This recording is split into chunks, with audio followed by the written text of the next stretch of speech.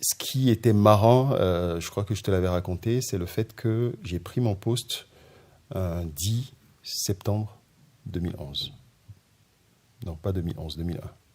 Le 10 septembre 2001. Et le 11 septembre, la veille du 11 septembre. Non, il fallait que je l'aie, et puis je me dis, c'est peut-être ma personnalité. Moi, je pars du principe qu'il ne faut pas se limiter. Et il faut être déterminé dans la vie, et puis j'avais même la possibilité d'arrêter plus tôt. Je me souviens quand j'étais en licence, donc en 3e année, je travaillais entre les week-ends pour pouvoir payer mes études, payer une partie de mes charges. J'étais agent de sécurité. Donc, mais attendez, vous ne pouvez pas imaginer le choc que vous avez lorsque, en tant qu'Africain, vous retournez en Afrique. C'est-à-dire, vous pensez que vous êtes Africain, vous connaissez, et vous vous rendez compte que vous n'êtes plus comme avant. Donc, il faut une réadaptation. Oui. Il faut comprendre les codes. Il faut savoir comment le marché est. Et au bout d'un certain temps, bien sûr, une fois qu'on a compris, oui, boum, ça marche. Parce que c'est un continent où, lorsque vous avez un business, avec un business model qui est clair, et vous avez l'accompagnement qu'il faut, vous avez toutes les chances, en fait, de réussir. L'idée entrepreneuriale, c'est très bien, mais il est aussi important de savoir gérer une entreprise. Oui. Parce que l'un ne va pas sans l'autre, et il faut être formé, il faut être accompagné, et donc s'ils ont besoin. Si jamais tu as envie de rentrer un jour en Afrique pour lancer un projet, alors cette interview, elle est clairement pour toi. Parce qu'aujourd'hui, je vais à la rencontre d'Yves Ezui, qui est le directeur de Fort Management et qui est en plus l'un de mes mentors et qui va nous parler à cœur ouvert de son parcours. C'est quelqu'un de très simple finalement, qui nous explique comment est-ce qu'après son séjour en Afrique, il est venu en Europe pour des études, mais il a eu l'opportunité de faire une carrière assez brillante et le type de carrière que très peu d'entre nous finalement ont pu faire en Europe. Et pourtant, malgré toutes les portes et tout l'avenir qu'il pouvait avoir devant lui, il a décidé de retourner en Afrique. Pourquoi est-ce qu'il fait un tel choix? Ce qui est caractéristique avec Yves, c'est qu'il a en plus côtoyé les plus grands, entre guillemets, parce qu'il a été à Harvard Business School, école dans laquelle il s'est formé, école très prestigieuse. Il va nous dire pourquoi il y est allé, qu'est-ce que ça lui a apporté et pourquoi est-ce que tu pourrais toi aussi éventuellement y aller. Du moins, il t'explique ce que tu vas trouver dans cette école-là et qui, bien évidemment, peut être un réel accélérateur dans ta carrière. Dans tous les cas, c'est une interview très riche parce qu'il va te partager finalement des choses importantes sur la notion même du sens. Pourquoi est-ce qu'on fait les choses? Pourquoi est-ce que tu vis aujourd'hui? Et comment est-ce que tu peux trouver du sens et du challenge donc finalement dans ta vie? Et comment est-ce que l'Afrique est la destination vers laquelle tu peux et devrais aller? Il est bien évidemment sur le continent aujourd'hui. Il travaille là-bas au quotidien. Son entreprise est basée en France et en Côte d'Ivoire, mais il passe quand même pas mal de temps en Côte d'Ivoire. Et donc, il va nous expliquer comment est-ce que ça marche et surtout, pourquoi est-ce que tu devrais aller en Afrique très rapidement. Moi, j'ai beaucoup appris. J'ai pris beaucoup de plaisir à faire cette interview avec lui. Je pense que toi aussi, tu vas beaucoup apprendre. La bonne nouvelle, c'est que l'interview, on va la faire en 2 parties. Donc, celle-ci, c'est la première partie de l'interview. La deuxième partie, on va la faire à Abidjan, dans quelques jours, quand je vais y aller pour ma formation le 22 avril à Zalaïda. Si tu es en Côte d'Ivoire et que tu veux rencontrer Yves, je t'invite à venir parce qu'il sera avec nous pendant cette journée-là pour pouvoir partager avec toi aussi et répondre à tes questions sur place par rapport aux challenges que tu peux avoir sur le domaine entrepreneurial. Je ne t'en dis pas plus. Écoute l'interview et puis bien évidemment, comme d'habitude, partage-la à tous ceux et à toutes celles qui pensent peut-être à l'Afrique et qui n'osent pas franchir le pas. Parce que Yves nous a parlé de ça aussi, du fait que plusieurs personnes aujourd'hui hésitent peut-être, veulent rentrer en Afrique, mais ne sautent pas le pas. Et il nous explique pourquoi est-ce qu'elles devraient le faire très rapidement. Les opportunités sont nombreuses sur le continent. Je suis bien heureux que ce soit un entrepreneur qui connaît bien la réalité européenne, qui aujourd'hui en Afrique puisse nous parler de son ressenti en ayant connaissance des barrières, des freins que l'on peut avoir dans la diaspora. Mais c'est aussi un message pour nos frères et sœurs qui vivent sur le continent à ouvrir les yeux en réalité sur ce qui les entoure, parce que ça c'est vraiment le drame qu'on peut se voir constater sur notre continent, c'est d'être entouré de richesses, de possibilités et de ne rêver que d'Occident. Alors qu'en Occident, je le dis tout le temps ici, il n'y a pas de paradis. Si on devait parler de paradis, c'est en Afrique qu'on devrait se le construire. Et Yves fait partie des gens justement qui aujourd'hui bâtissent, construisent leur propre histoire sur le continent. Et ont la générosité de nous inviter à faire de même. Donc, reste jusqu'à la fin. Et si tu es nouveau ici, abonne-toi parce qu'ici, on parle d'entrepreneuriat, d'investissement et on pousse les gens à se lancer en business en partageant des conseils, mais aussi en permettant à des gens comme Yves de nous partager leur parcours. Je ne t'en dis pas plus, allons rejoindre Yves.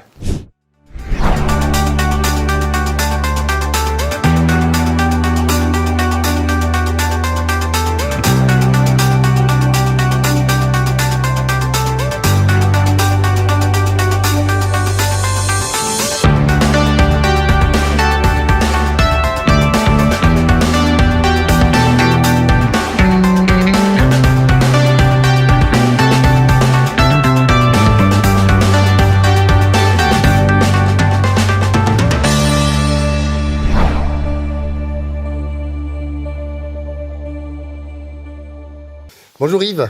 Bonjour Philippe. Merci beaucoup d'avoir accepté de te prêter à l'exercice de l'interview. C'est moi qui te remercie. C'est gentil. Est-ce que tu peux juste te présenter d'abord pour ceux et celles qui ne te connaîtraient pas encore? Très bien, donc je m'appelle Yves Ezui, je suis le directeur général et le fondateur de For Management Consulting, qui est un cabinet de conseil, de formation et qui accompagne les PME, mais les grandes entreprises également, et les dirigeants en termes de recherche de performance et qui est basé à Paris avec une filiale à Abidjan. Je donnerai plus de détails bien sûr, tout au long. Bien sûr, on est là pour ça, on va parler de ton parcours. Alors effectivement, toi tu as fait tes études ici. Oui. Tu as commencé ta carrière ici et puis à un moment donné tu es retourné en Afrique. Tout à fait. Ok. Est-ce que tu peux déjà donc juste nous parler un peu de ton parcours, peut-être académique, ensuite professionnel, tes premières expériences, parce que je veux que l'on voit en fait le parcours qui fait qu'aujourd'hui tu es l'homme. Non, on va juste faire de manière macro. On va pas commencer à la maternelle, mais je sais pour te connaître que tu as commencé tes études au pays et ensuite tu es venu poursuivre ton cycle supérieur en France. Oui. Et donc, à la suite de ce cycle-là, tu as commencé à travailler un peu comme beaucoup de personnes. Mais toi, dans ton histoire, quand même, il y a des éléments très importants dans ces phases-là et qui ont fait de toi l'homme que tu es, en fait, au final. Et donc, je voulais que tu nous parles un tout petit peu déjà, peut-être, de ta phase d'études. Qu'est-ce qui fait que tu quittes ton pays pour venir étudier en France? Très bien. Donc, je suis franco-togolais. Je suis né au Togo. Donc, j'ai fait... je dirais une série scientifique. Ensuite, j'ai continué sur la gestion. Donc, j'ai fait la fac de gestion à Lomé, qu'on appelle FASEG. Et ensuite, au bout de la licence, je me suis dit qu'il était important que je vienne en France pour continuer dans un cadre en fait, d'expertise comptable. Et donc, je suis arrivé en France. Donc, là, on parle de quelque chose d'il y a 22 ans. Et donc, j'ai continué dans ce cursus. Et à un moment donné, pour des raisons diverses et variées, j'ai arrêté. Et j'ai continué plutôt vers la science de gestion. Et donc, c'est ce que j'ai fait. J'ai eu une maîtrise. Après, j'ai fait un 2SS qu'on appelle aujourd'hui Master 2. Et en audit et contrôle de gestion. Et juste après, je me suis dit qu'il était important que je puisse acquérir un certain nombre d'expériences avant de retourner au pays. Et comme nous tous, on commence, on se dit 2 ans, 3 ans, et après, pour ma part, je me suis rendu compte que j'ai fait 22 ans, quoi. Waouh. Donc voilà. Avant de retourner. Avant de retourner. Donc 20 ans, disons 20 ans avant de retourner. Et juste après mes études, je dirais grâce à Dieu, j'ai trouvé du travail tout de suite. Est-ce que tu peux nous parler un peu de cette phase-là? Je crois que c'est une phase très importante de ta vie, que tu m'as déjà raconté, qui m'avait beaucoup marqué. Qu'est-ce qui se passe à ce moment-là, quand tu es en fin d'études? Disons que avant d'être en fin d'études, je travaillais à la Bibliothèque nationale de France en tant que bibliothécaire étudiant. Donc c'était ton job? Et c'était mon job, en quelque sorte. Et je me suis dit, il faudrait quand même que j'ai de l'expérience. Et je n'avais pas fait de stage, en quelque sorte. J'étais en 4e année de fac, de gestion. Et je passe dans le couloir un jour et je vois l'affiche recherche un gestionnaire budgétaire en interne. Bon, très bien. Donc, j'ai pris mon CV, j'ai écrit une lettre de motivation et je suis allé déposer, puisque c'était en interne. Et je me souviens, c'était ma chef à l'époque disait, mais Yves, tu es quand même culotté parce que tu es étudiant, c'est un travail pour quelqu'un de 80%, donc il fallait passer 80% de son temps quand même en fait dans la semaine. C'était un contrat de 30 heures, je crois, au lieu de 35, donc pratiquement 4 jours par semaine. Et je lui ai dit, il n'y a pas de souci, je vais le faire. Je dis, bon, ok, bon, si tu as envie de le faire, tu as envie de prendre de l'expérience, fais-le, pourquoi pas. Et donc, j'ai été accepté, et maintenant, je me suis dit, ben, mes études, je fais comment? Et donc, l'idée, c'était j'allais en cours une fois dans la semaine, alors que normalement, c'était toute la semaine. Et qu'est-ce que je faisais? Donc, on parle de quelque chose il y a 20 ans, il n'y avait pas de MP3, tout ça, donc j'avais acheté un mini-enregistreur, en fait, que j'avais donné à mes amis, qui prenaient le cours pour moi, qui enregistraient. Et quand je sortais le soir du boulot, donc j'allais voir des amis, je prenais la copie, je photocopiais, et je prenais la cassette que je rejouais, et j'écoutais le cours comme ça, et je refaisais mes cours comme ça. Donc j'avais acheté tous les livres dans toutes les matières, et je refaisais en fait mes cours moi-même. Et pour les travaux dirigés, j'avais tout fait pour placer les travaux dirigés entre midi et 2. Donc, je partais du 13e pour aller à Nanterre, parce que j'étais à la fac de Nanterre, et pour aller faire mes TD, parce qu'au bout de 3 TD, au bout de 3 absences en TD, bon, c'était 0, en fait, vous êtes éliminé. Et je faisais ça, donc je faisais l'aller-retour et je revenais à 14h pour reprendre mon boulot. Donc, j'ai fait ça pendant 1 an. Et au bout d'un an, donc, j'ai eu la maîtrise à la première session. Et je me souviens, je disais à mes amis, bon, moi, je ferai tout, en fait, pour trouver du travail rapidement. J'aurai un CDI tout de suite. Et donc, j'avais des amis à l'époque, en fait, qui me disaient, mais attends, tu blagues. Bon, c'est exactement ce qui s'est passé. J'ai fini, j'ai trouvé du travail au bout d'un mois, une fois que j'ai eu la maîtrise, dans une entreprise qui est Hitachi aujourd'hui, qui s'appelle Hitachi Rail. Et ce qui était marrant, je crois que je te l'avais raconté, c'est le fait que j'ai pris mon poste un 10 septembre 2011. Non, pas 2011, 2001. Le 10 septembre 2001. Et le 11 septembre, la veille du 11 septembre. Et pourquoi j'insiste là-dessus? Parce que j'avais la possibilité de continuer tout de suite et de faire un DESS, juste après la maîtrise. Et j'avais pris les formulaires. Et quelque chose m'avait dit, va travailler quand même. Et tu feras ça après. Donc, c'est ce que j'ai fait. Et le 11 septembre, donc, les avions étant dans les tours, crise économique mondiale, toutes les portes étaient fermées. Mes amis, la plupart de mes amis qui n'ont pas eu cette opportunité d'aller travailler, qui voulaient justement faire le DESS, en fait, sont restés, certains, en fait, plusieurs années à la maison avant de trouver du travail. Bon, c'était juste pour dire, voilà, c'était une opportunité, je l'ai saisie. Et après, 1 an après, je me suis inscrit pour faire justement un Master 2 en audit et contrôle de gestion. Et après, mais en tant que salarié. Mais en tant que salarié. J'étais plus étudiant, j'étais salarié. Non, mais je pense que l'histoire, elle est exceptionnelle hein, du point de vue de l'engagement. Oui. Tu vois, moi, ça me rappelle, comme les Américains sont très forts dans le storytelling, ça me rappelle le film de Will Smith, À la recherche du bonheur. Oui. Tu as vu ce film? Oui, je ne sais pas si toi-même tu t'es reconnu dans le film. Oh, quand même. Ça serait vraiment, comment dire, non,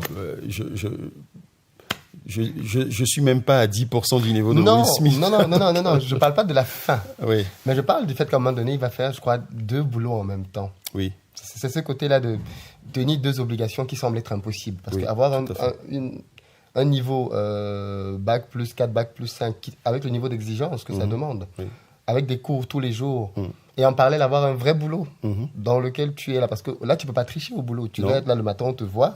On te voit, parce qu'il y a la présence, on doit te voir. Et à midi, allez, tous les jours, enfin, quand tu avais tes TD, et le soir, avoir la discipline d'aller chercher tes cours. Parce qu'en fait, le truc que beaucoup de gens pourraient se dire, en réalité, c'est j'ai un boulot, je reste tranquille. Ou du moins, même si je n'ai pas cette année, j'aurai l'année d'après, ou X, Y, Z. Mais toi, tu ne t'es pas dit ça, tu t'es dit qu'il fallait que je l'ai à tout prix. Non, il fallait que je l'aie, et puis je me dis, c'est peut-être ma personnalité. Moi, je pars du principe qu'il ne faut pas se limiter. Et il faut être déterminé dans la vie. Et puis, J'avais même la possibilité d'arrêter plus tôt. Je me souviens quand j'étais en licence, donc en 3e année, je travaillais entre les week-ends pour pouvoir payer mes études, payer une partie de mes charges. J'étais agent de sécurité, donc dans les magasins. Ah oui. Et pourtant, je disais à l'époque, c'est-à-dire célibataire, seul, jeune, vingtaine d'années, je gagnais bien ma vie, quoi, en quelque sorte, c'est-à-dire. Oui, bien sûr, pour le contexte. Pour le contexte, justement. Et puis, je me souviens que j'avais des collègues qui avaient arrêté leurs études. Parce que, pour eux, 1500 €, c'était bon, quoi. Oui, il y a 20 ans, oui. Il y a 20 ans, quoi. Donc, c'était bon pour eux. Mais moi, je me disais, mais non, parce que j'ai envie de continuer mes études et je me suis dit, je ne vais pas m'arrêter en 3e année. Et il fallait que j'aille un peu plus parce que je crois fermement dans la connaissance. Plus vous avez de connaissances, plus vous êtes libre et plus il y a les portes en fait qui s'ouvrent devant vous. Et moi, c'est le cas, je peux raconter énormément d'anecdotes là-dessus. Donc, c'est ce que j'ai fait. Donc, pour moi, il était hors de question d'arrêter en maîtrise et de me dire, bon, c'est OK, c'est bon, j'ai trouvé un travail. Et en plus, quand je travaillais à la Bibliothèque nationale de France, à un moment donné, on m'a proposé d'être fonctionnaire.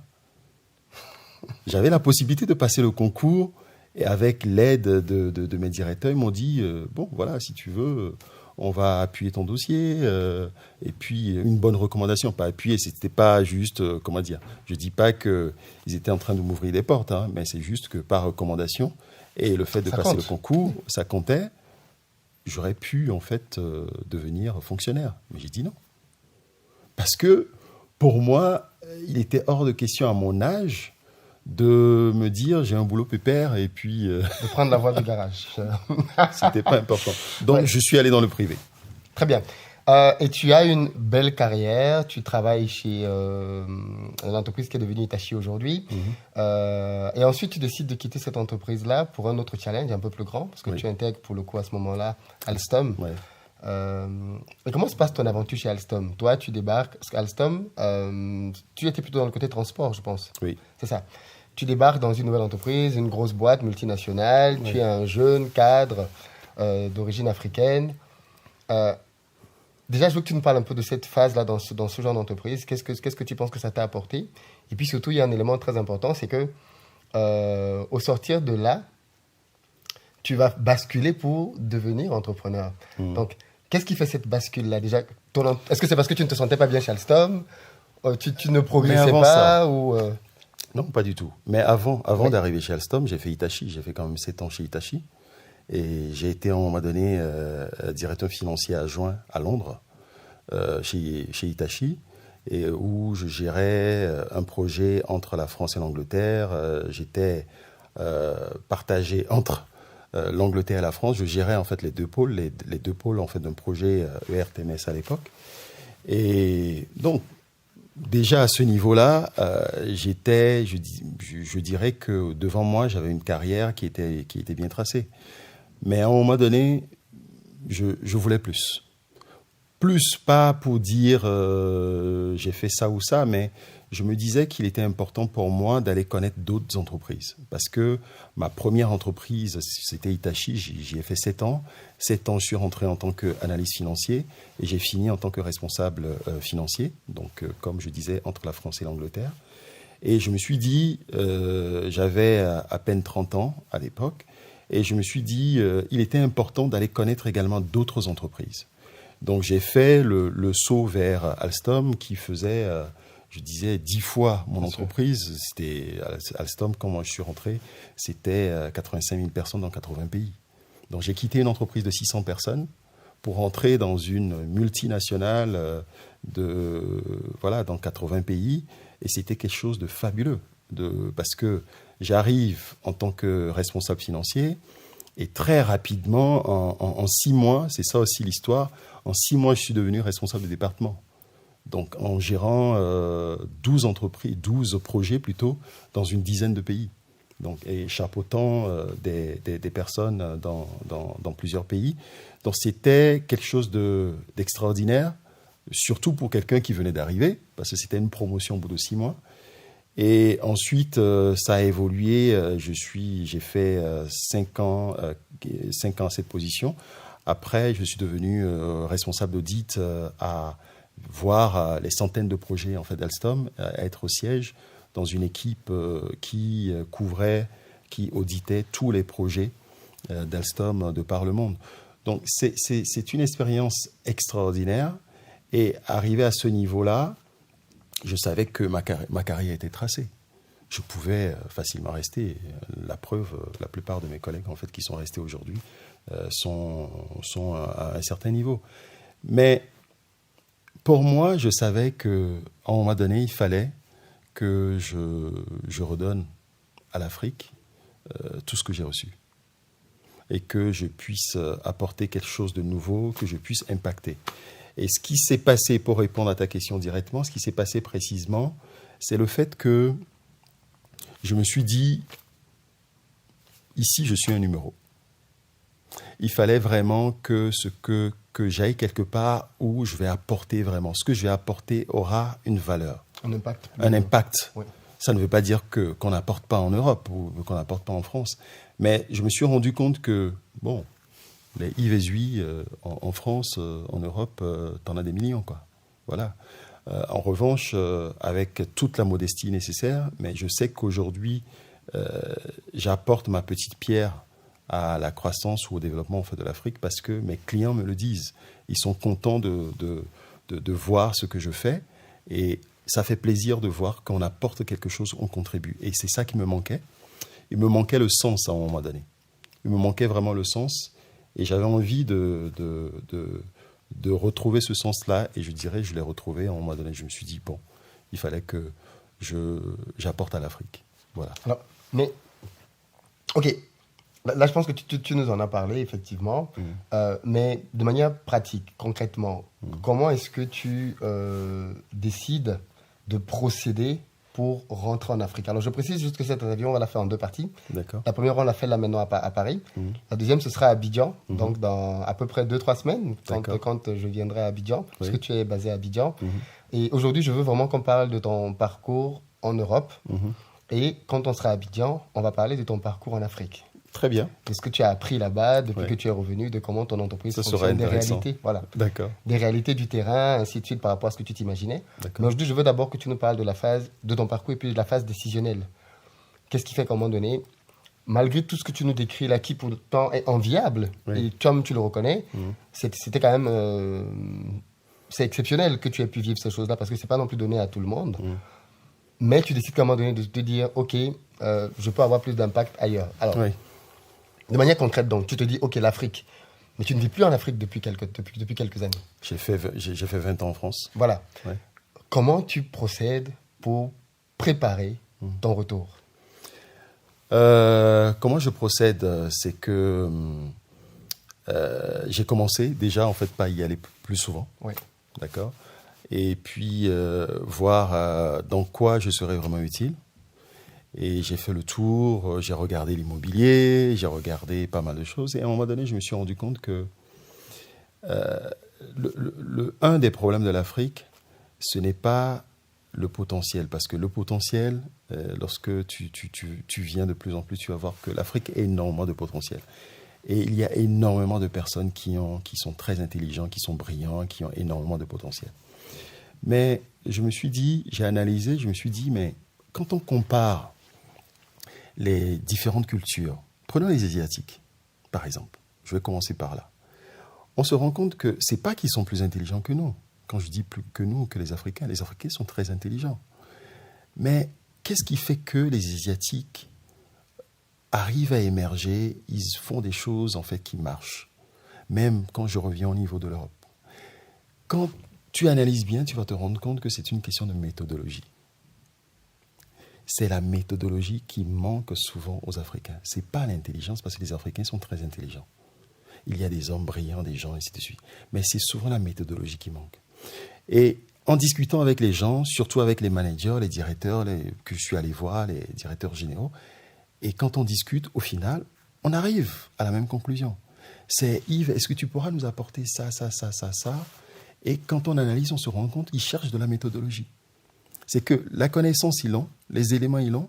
Et c'est ça qui m'a poussé justement à créer Fort Management. Je me suis dit, il faudrait que je puisse les accompagner de A à Z, quelle que soit la taille de l'entreprise, quel que soit le projet, que je puisse les aider dans leur stratégie, que je puisse les former s'il le faut en termes de techniques de gestion, en management, en leadership, et que je sois là au niveau opérationnel avec mon équipe pour pouvoir mettre en place les process quand il le faut, et que je sois là également pour pouvoir les coacher, pour leur dire non, sur le plan international, il y a ça qui est fait, peut-être en faisant comme ça sera encore mieux, mais ça ne veut pas dire que ce qu'on fait en Afrique n'est pas bien, je ne suis pas en train de dire ça.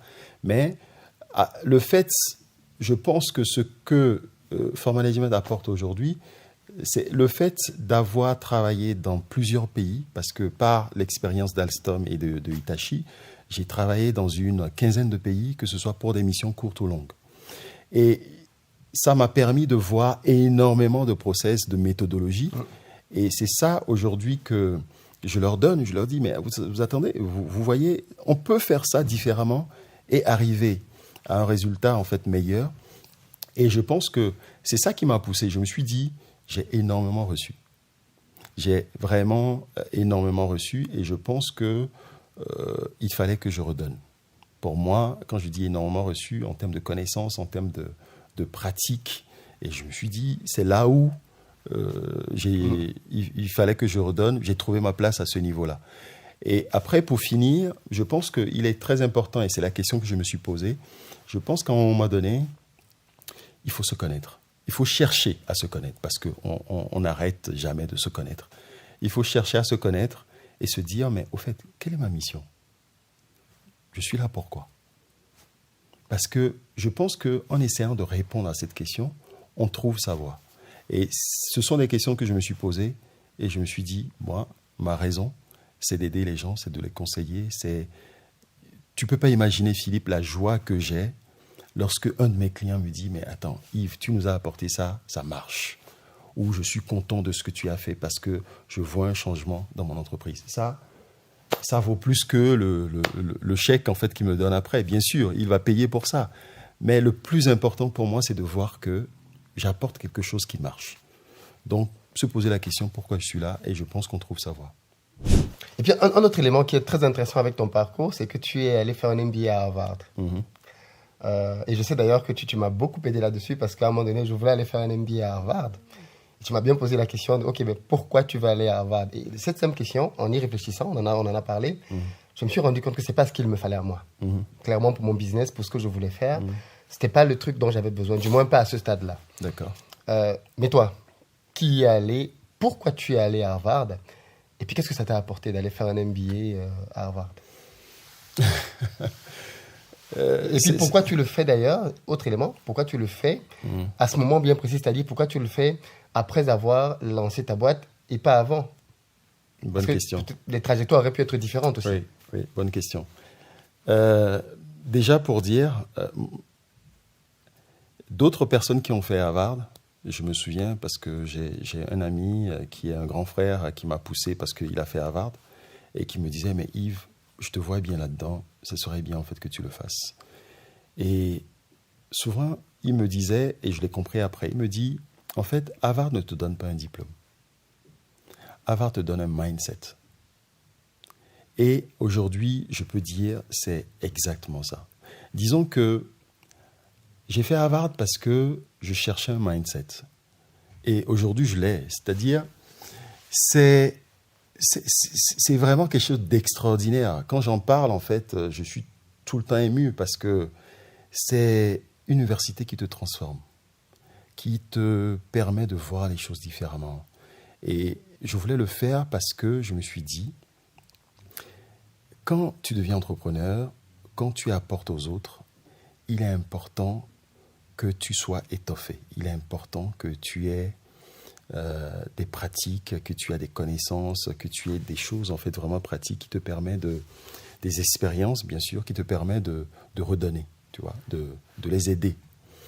Et je me suis dit, il fallait que je fasse quelque chose qui, moi, m'aide, bien sûr, au niveau entrepreneurial, mais puisse me permettre d'étoffer le package que je donne à mes clients en termes de service.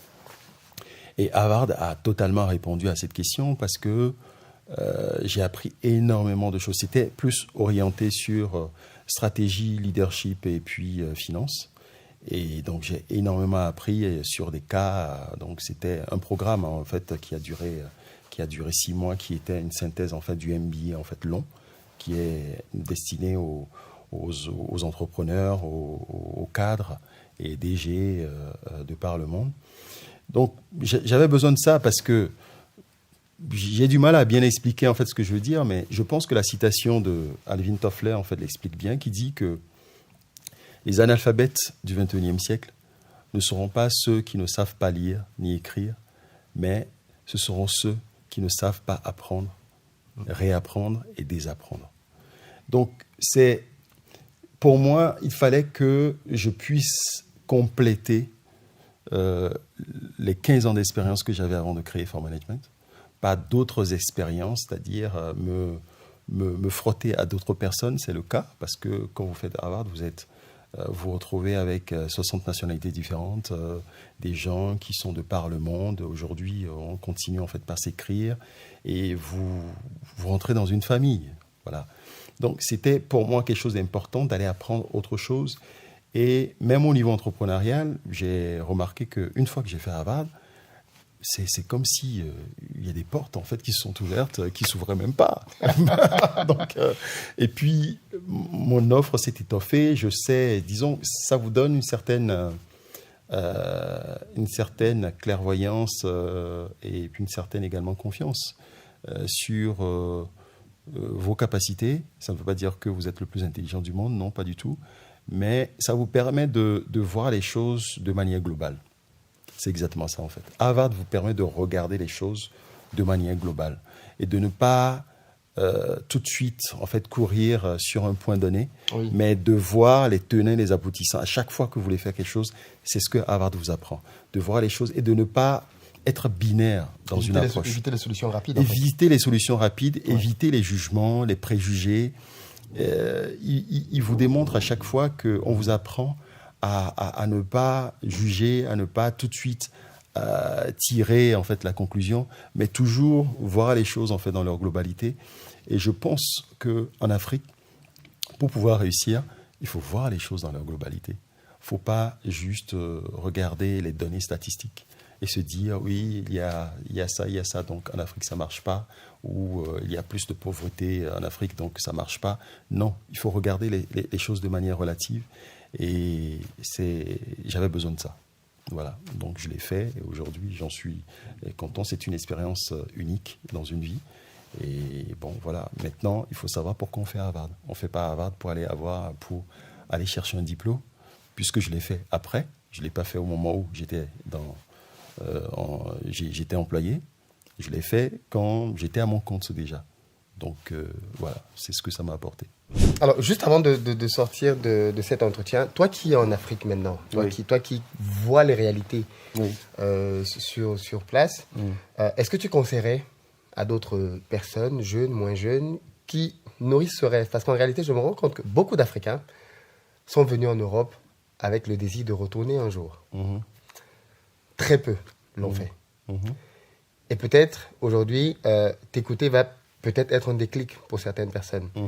En toute honnêteté, est-ce que tu recommandes aux personnes qui ont toujours eu ça dans leur cœur et qui, pour une raison ou pour une autre, hésitent, le confort ou les statistiques ou ce qu'ils entendent à la télévision, aujourd'hui, les découragent ou les freinent? Est-ce que tu recommandes vraiment à ces personnes-là de réellement considérer le choix de retourner en Afrique? Et si oui, pourquoi?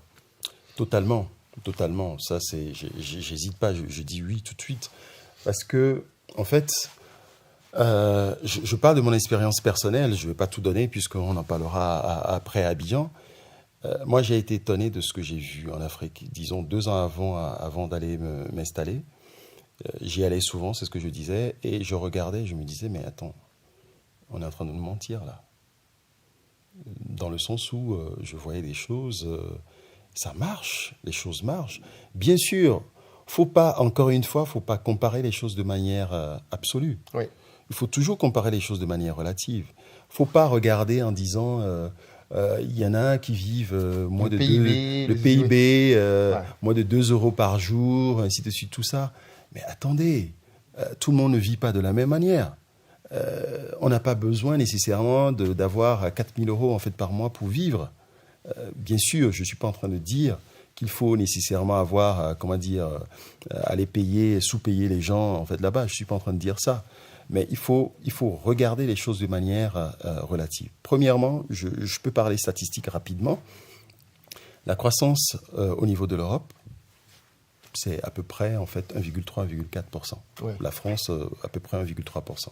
Quand on prend l'Afrique, on est en moyenne à 4%. Quand je prends la zone, l'Afrique de l'Ouest ou bien la zone UMOA, on est à plus de 6%, avec des pays comme la Côte d'Ivoire, le Ghana, le Nigeria, qui avoisinent, qui frôlent les 9-10%.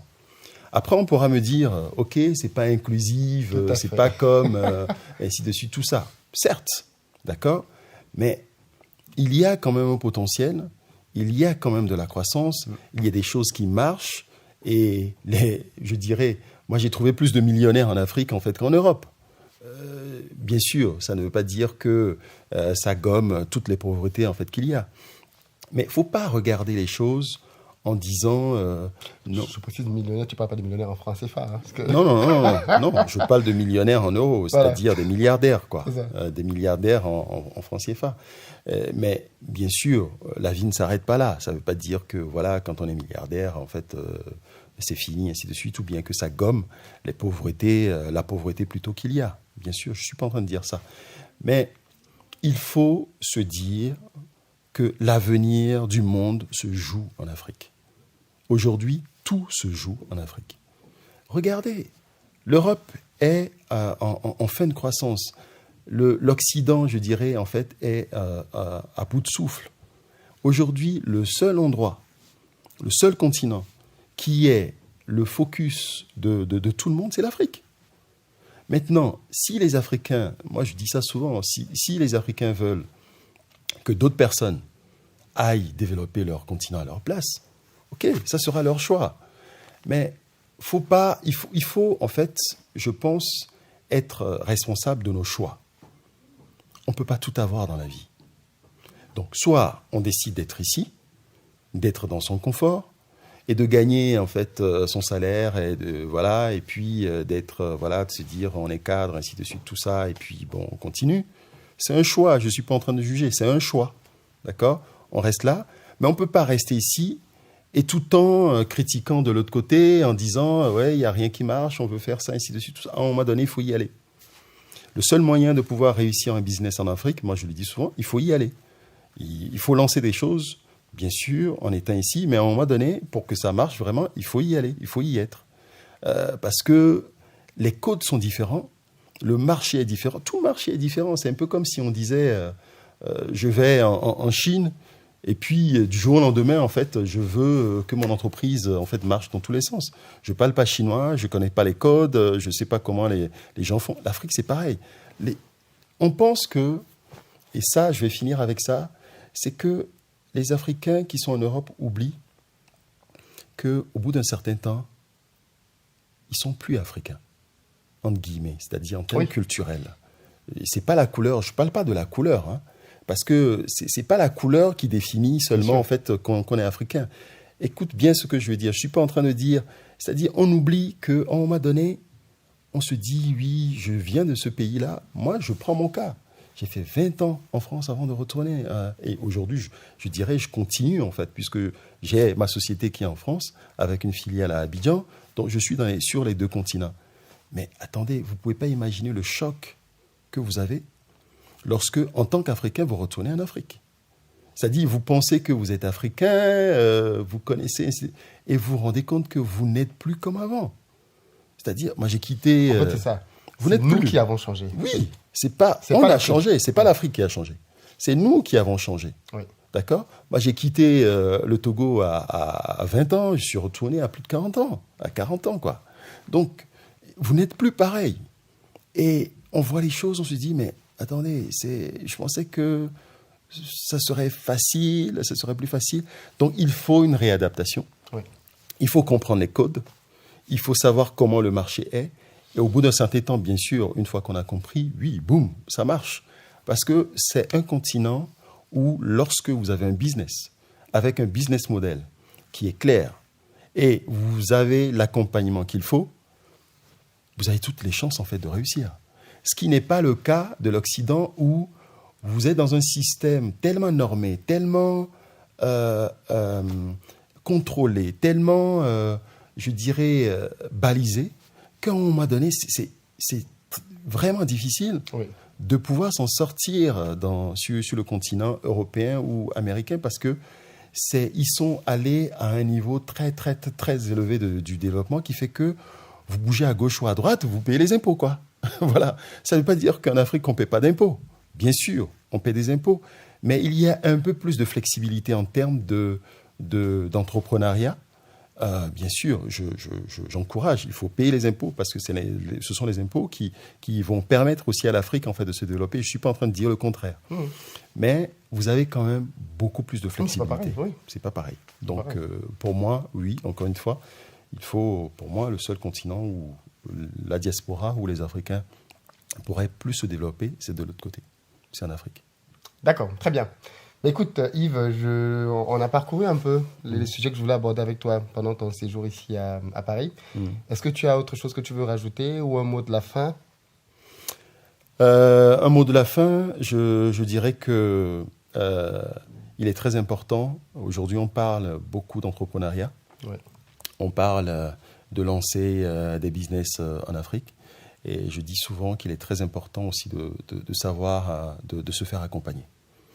Et c'est ce qu'on fait, c'est ce que For Management fait, d'accompagner les entreprises parce que une chose est d'avoir l'idée et d'être bien formé par Philippe Simon sur les idées entrepreneuriales, c'est très bien.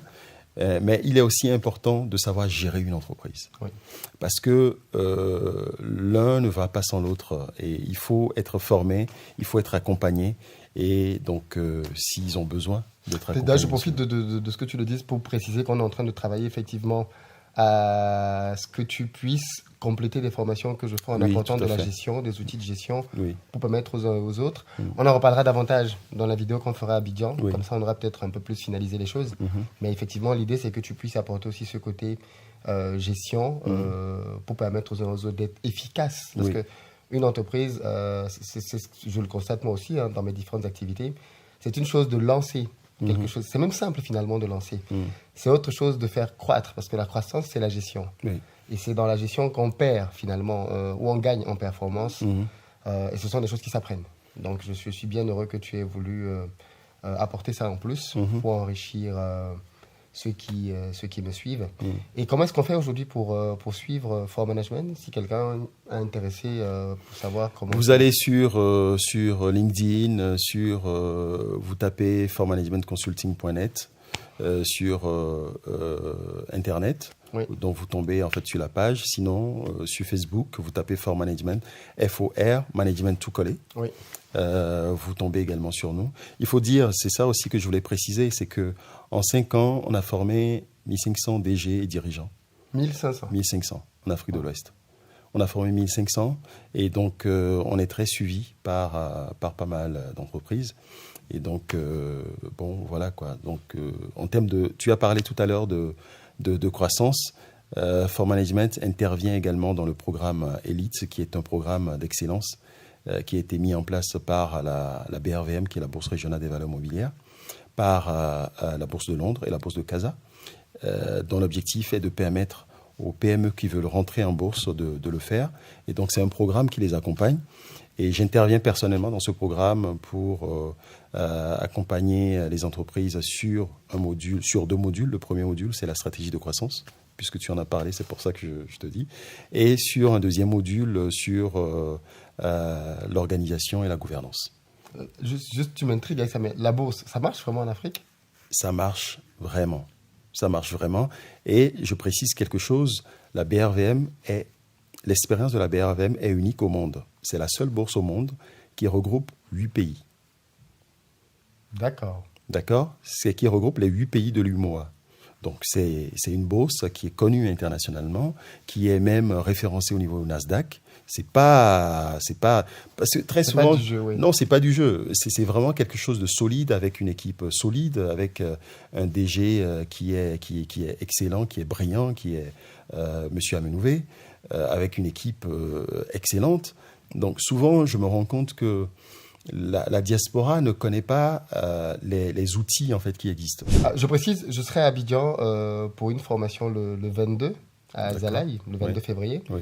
Je ne sais pas si tu seras à Abidjan à cette période-là. Normalement, je serai à Abidjan. Oui. Donc peut-être qu'on va te voir, tu vas faire un petit passage. Pour Avec les amis plaisir. ivoiriens, vous aurez l'opportunité, Avec je pense. Parce que la dernière fois, tu n'as pas pu, mais la fois d'avant, la toute première fois d'ailleurs. La toute première, oui. La toute première, Tu étais là. avec nous et c'était très bien. Et j'ai bien vu ton côté perfectionniste. Enfin, comment je vais appeler ça le regard, gestion justement, dans lequel tu m'as fait clairement changer beaucoup de choses dans ma manière de faire des formations en voyant tout de suite ça, si tu le changes, ça permet à ton travail de passer à un autre niveau. Donc, merci beaucoup pour ça. Je t'en prie. Et tu fais partie des personnes qui suivent la chaîne et qui n'hésitent pas à me dire. Et ça, j'aime bien investir au pays. Merci beaucoup. J'apprécie beaucoup le fait que tu m'aides à grandir aussi dans ce qu'on fait comme travail de ce côté-ci. Il faut donner ce qu'on a reçu. Tout à fait. Il faut redonner. Il faut redonner. Et donc, on se reverra à Abidjan et tu nous parleras maintenant plutôt des réalités. Parce qu'on parlera plus de. Je voulais qu'on parle davantage, on va le faire, de fonds management sur place, quand on sera à Abidjan, pour que tu nous parles localement de ce que tu fais là-bas. Comment tu accompagnes les entreprises, des outils que tu mets en place. Oui. Parce que tu as des outils que tu mets de gestion pour aider même les cadres à mieux gérer leur carrière. Oui. Donc, on en parlera dans cette interview-là. Et je dis ça pour que les gens attendent, en fait. Pour qu'ils attendent la deuxième interview. Ils en auront pour leur attente. Ils en auront pour leur attente. Et à ce moment-là, on fera un direct. Donc, puisque d'habitude, je fais une interview et un direct, mais on va le faire après la deuxième interview. D'accord. Comme ça, on aura un contenu un peu plus complet. Merci beaucoup, Yves. Merci, Philippe. De ta disponibilité et à très Je t'en bientôt. prie. C'est moi qui te remercie.